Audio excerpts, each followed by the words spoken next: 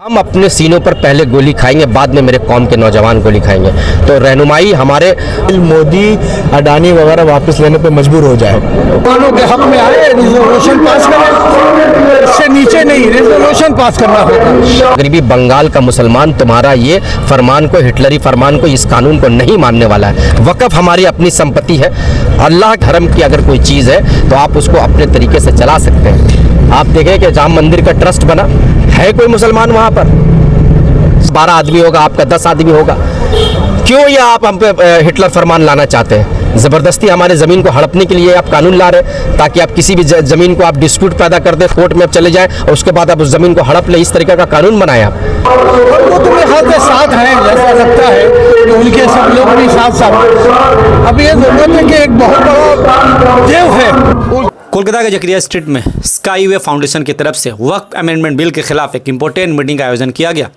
इस मीटिंग में टीपू सुल्तान मस्जिद के साबिक इमाम मौलाना सैयद नूरुर रहमान बरकती ने हिस्सा लिया और इस बिल को लेकर सरकार की नीयत पर सवाल उठाए। उन्होंने कहा कि वक्फ अमेंडमेंट बिल के ज़रिए सरकार मुस्लिम की प्रॉपर्टी पर कब्जा जमाकर उन्हें फाइनेंशियली तौर पर कमज़ोर करने की साजिश रची है। मौलाना बरकती ने यह भी कहा कि यह बिल एक बड़ी प्लानिंग का हिस्सा है, जिससे कम्युनिटी को इकोनॉमिक रिसोर्स को कंट्रोल किया जा सके। उन्होंने कहा कि इस मामला में इस्लामी कायमा कराम आलिम दीन को सामने आना चाहिए और ज़रूरत पड़ी तो सीने पे गोली खानी चाहिए, और हम तैयार हैं। इस मीटिंग में स्काईवे फाउंडेशन के प्रेसिडेंट मोहम्मद सरफराज के अलावा समीम अख्तर, परवेज़ खान और अन्य कई जिम्मेदार लोग मौजूद रहे। सभी ने एक सुर में एक ही बिल का विरोध किया और मुस्लिम कम्युनिटी से इस मसले पर जागरूक रहने की अपील भी की। आइए देखते आगे की पूरी वीडियो। तो बहुत शानदार हुआ माशाल्लाह, बहुत ताकतवर प्रोग्राम हुआ है और इंशाल्लाह इसको इन्फोर्समेंट होने नहीं दिया जाएगा, किसी हाल में नहीं होने। इसके लिए किसी भी हद से गुजर जाएंगे हम लोग, किसी हद से गुजर जाएंगे। गवर्नर आओ तो वहाँ भी गिरफ्तारी देंगे, गोली चलेगी, गोली कबूल करेंगे, सीना बाहर निकाल के हम और हिंदू मुसलमान सब मिलकर करेंगे इंशाअल्लाह। कभी नहीं कहेगा सांप, ये नहीं कहेगा कि हमारे जहर से आपको नुकसान होगा। सांप यही कहेगा इस जहर से आपको फायदा है तो ये जहर तो जिसने डसा है वो तो कहेगा नहीं कि है ना हमने आपके फायदे के लिए ही किया है, आपको उससे फायदा पहुंचेगा, ये तो बोलेगा। वो फिर परस की तो यही जबान है। क्या कहना चाहेंगे? बंगाल में पूर्व के सरबराहों से क्या कहना, सीओ से क्या कहना चाहेंगे? बंगाल का वोट तो बिल्कुल नाकारा है, कुछ भी नहीं है। 10 साल हम भी रहे हैं, हमारी किसी बात को माना नहीं गया। कुछ सुनते वो चेयरमैन सब अक्सर के हाथ में रहते, तो कुछ कर नहीं सकते, तो खाइया होते हैं, पूरी नताइज होगी, बहुत ज़बरदस्त तहरीक होगी। अब मैं आया हूँ इंशाअल्लाह ताला, 8-9 महीने के बाद मैदान में आया हूँ, तो इंशाअल्लाह बाकी अल्लाह आप लोग सब है, आप सब मिलकर ही करेंगे इंशाअल्लाह। आगे बढ़ेगा मामला, घबराइए मत। पास करके कानूनों के हक में आए, रिजोल्यूशन पास करें, इससे नीचे नहीं, रिजोल्यूशन पास करना होगा। और वो तो मेरे ख्याल से साथ हैं, जैसा लगता है कि उनके सब लोग भी साथ साथ। अब ये जरूरत है कि एक बहुत बड़ा देव है, उस देव को गिराने के लिए तो इकट्ठा होना पड़ेगा, साथ होना पड़ेगा। हिंदुस्तान को और पूरे हिंदुस्तान के मुसलमान को ये ज़रूरत है कि हर मकतब फ़िक्र के लोग एक साथ हिंदुस्तान के झंडे के नीचे जमा हो जाए। हम लोग ने देखा के ऊपर हम लोगों ने भरोसा किया, बिहार के मुसलमान ने जिस तरीके से बात करेंगे, आपने देखा होगा उनका दोहरा चरित्र, जैसे जिसको नरेंद्र मोदी, जिसको नीतीश कुमार और चंद्रबाबू नायडू और लोजपा के नेता पासवान और जीतन राम मांझी, इन सब का चेहरा जो है सामने आ गया। तो अभी मुसलमानों को किसी रहनुमा की ज़रूरत नहीं है। हमारे पास उलमाए कराम हैं, जो को नायब रसूल कहते हैं। नबी करीम सल्लल्लाहु अलैहि वसल्लम ने फरमाया कि मेरे बाद जो उलमाए कराम होंगे उनकी इज्जत करो, वही तुम्हारे नायब रसूल होंगे। तो उलमाए कराम हमारे साथ आगे चलेंगे, जिस तरीके से अभी मौलाना बरकती साहब ने फरमाया कि हम अपने सीनों पर पहले गोली खाएंगे, बाद में मेरे कौम के नौजवान गोली खाएंगे।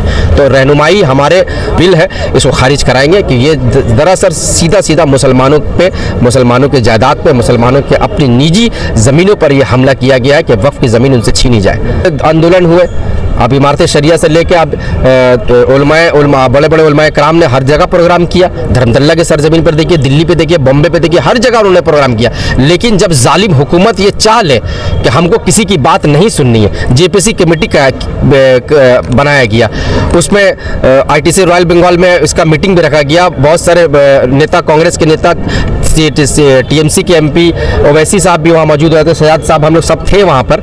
हम लोगों ने अपनी बात रखी थी। जब हुकूमत आपकी बात सुनने नहीं चाहती है, वो सुनना ही नहीं चाहती है, उनको अपना एक फरमान जारी करना है जो हिटलर फरमान है और उसको आपके माथे पर थोप देना है, वो थोपने का काम किए हैं। जो ज़बरदस्ती आप थोपने का काम करेंगे तो हिंदुस्तान के भीमराव अम्बेडकर का संविधान ने हम लोगों को यह अधिकार दिया है कि हम अपने धर्म का जो भी ज़मीन है वो अपने तरीके से चला सकते हैं। आर्टिकल 28 में हमको ये अधिकार मिला है, तो उस आर्टिकल 28 का आपने उल्लंघन किया है। हम इस कानून को कानून नहीं मानते और इसका पुरजोर विरोध हम लोग पूरे हिंदुस्तान में करेंगे। और ये आज जो जकरिया स्ट्रीट पे ये मीटिंग हुआ है, ये आंदोलन चलता ही रहेगा। अगला पड़ाव जो हम लोग आपने से कहा कि जुमे के दिन, अगले जुमे को गवर्नर हाउस का घेराव करके हम लोग वहाँ डिपुटेशन देंगे गवर्नर को कि अपने जो तुम्हारे आका हैं दिल्ली में बैठे हुए, उनको ये बता दो कि मगरबी बंगाल का मुसलमान तुम्हारा ये फरमान को, हिटलरी फरमान को, इस कानून को नहीं मानने वाला है। वक़्फ़ हमारी अपनी संपत्ति है। अल्लाह के राह में जो हमारे आबा अजदाद ने वक्फ करके गए हैं वो हमारी ज़मीनें हैं, हम इसको चलाएंगे। हम किसी भी बाहरी को अपने ज़मीन में, अपने अदारे में घुसने का मौका नहीं देंगे। और पूरी उम्मीद है सुप्रीम कोर्ट से। सुप्रीम कोर्ट, जैसे कि मौलाना बरकती ने फरमाया अभी, कि सुप्रीम कोर्ट अगर चाहती है कि हिंदुस्तान को और हिंदुस्तान की एकता को, हिंदुस्तान की गंगा जमनी तहजीब को बचाएं, तो ये बिल को खारिज करें। वरना पूरे हिंदुस्तान में मुसलमान ये ठान लिए कि इस बिल को तो किसी भी तरीक़े से हम एक्सेप्ट नहीं करने वाले, चाहे इसके लिए हमारी जानें जाएं तो जाएं। हम कुर्बान होने के लिए रेडी है, लेकिन हम ये फरमान को मानने के लिए किसी भी हाल में रेडी नहीं है। और आप, मेरा सीना खुला है, आप गोली चलाएं। एक नहीं, 1000 जलियांवाला बाग बनाने के लिए हम लोग तैयार हैं। आप 1000 जगह पे गोली चलाएं। जनरल डायर आए या कोई भी आए, हमने तो ये बात कह दिया ना कि इस काले कानून को किसी भी तरीके से हम मानने के लिए तैयार नहीं है। आप जलियांवाला बाग बनाना चाहते बनाइए, हम पुरजोर अमीन तरीका से, अमन तरीका से इस कानून का विरोध करेंगे। कानून ने जिस तरीके से हमें अधिकार दिया है, उस अधिकार को मानते हुए अपना आंदोलन दर्ज करेंगे पूरे हिंदुस्तान में। सरकार अगर गोली चलाएगी, लाठी चलाएगी, आंसू गैस छोड़ेगी, हम उसको खाने के लिए तैयार है। पीछे एक कदम नहीं हटने वाले। सुप्रीम कोर्ट तो हमसे ज्यादा कानून जानता है। सुप्रीम कोर्ट को पता है कि हिंदुस्तान के संविधान ने सिर्फ मुसलमानों को ये अधिकार नहीं दिया, पूरे हिंदू, मुस्लिम, सिख, ईसाई सबको ये अधिकार दिया कि वो अपने धर्म का पालन खुलेआम कर सकता है। हिंदुस्तान का संविधान ने आपको बोलने की अधिकार दी है, जो चाहे आप बोल सकते हैं। हिंदुस्तान का संविधान ने आपको खाने पीने की आज़ादी दी है। हिंदुस्तान का संविधान में आपको ये भी आज़ादी दी है कि आपके धर्म की अगर कोई चीज़ है तो आप उसको अपने तरीके से चला सकते हैं। आप देखें कि राम मंदिर का ट्रस्ट बना है, कोई मुसलमान वहाँ पर? शिरडी बाबा में ट्रस्ट है कोई मुसलमान? तिरुपति में ट्रस्ट है वो कोई मुसलमान? वहाँ SC ST OBC जितने भी ट्रस्ट हैं, कोई मुसलमान कहीं पर है? तो फिर मुसलमानों के वक़्फ़ के बोर्ड में आप क्यों घुसने की दखल अंदाजी करना चाहते हैं? क्यों आप ज़बरदस्ती हम पे ये थोपना चाहते हैं कि हमारा 12 आदमी होगा, आपका 10 आदमी होगा?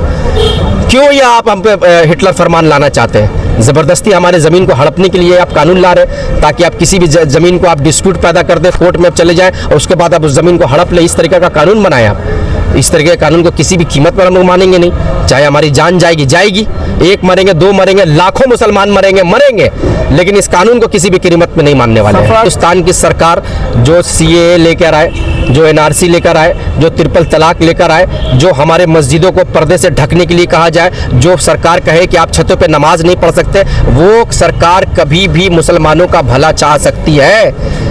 ये सिर्फ पार्लियामेंट में अमित शाह तड़ीपार जो है एक चूरन दे रहा है कि किसी भी तरीके से बिल को पास कराया जाए, और उन्होंने अपनी अक्सरियत है इसलिए उन्होंने बिल को पास तो करा लिया। लेकिन याद रखिए कि काला कानून किसानों के खिलाफ बिल लेकर आए थे, किसान ने अपनी जान की आहुति देकर इस बिल को वापस कराया, उसी तरीके से मुसलमान भी अपने जान की कुर्बानी देकर इस बिल को वापस कराएंगे। सुप्रीम कोर्ट है और सुप्रीम कोर्ट पर, हिंदुस्तान के संविधान पर हमें भरोसा है कि सुप्रीम कोर्ट सही फैसला करेगी। सुप्रीम कोर्ट ये देखेगी कि किस तरीके से हिंदुस्तान का स्ट्रक्चर 1947 से लेकर 2025 तक आया है। उस स्ट्रक्चर को, हिंदुस्तान के संविधान का एक एक रुख को, हिंदुस्तान का कानून को खोल कर देखकर सुप्रीम कोर्ट ये जानती है कि हर धर्म को अपना धर्म पालन करने का अधिकार है। उस अधिकार के तहत अगर सुप्रीम कोर्ट फैसला करती है तो हम उसके फैसले को मानेंगे।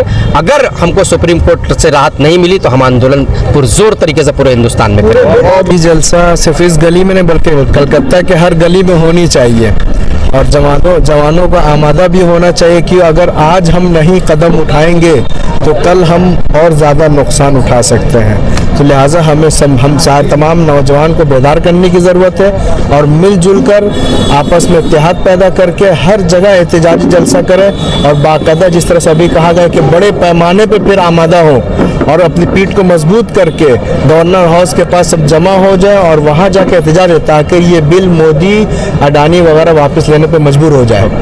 ये होना बहुत ज़रूरी है, अगर नहीं हुआ तो फिर मुस्तकबिल बहुत बुरा है।